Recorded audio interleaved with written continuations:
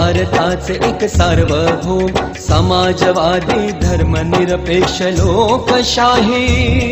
गणराज्य घडवण्याचा त्याच्या सर्व नागरिकास सामाजिक आर्थिक व राजनैतिक न्याय विचार अभिव्यक्ती विश्वास श्रद्धा व उपासना यांचे स्वातंत्र्य दर्जाची व संधीची समानता निश्चितपणे प्राप्त करून देण्याचा आणि त्या सर्वांमध्ये व्यक्तीची प्रतिष्ठा व राष्ट्राची एकता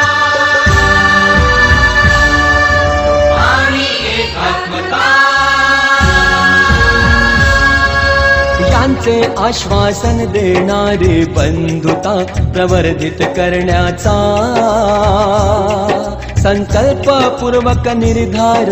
करून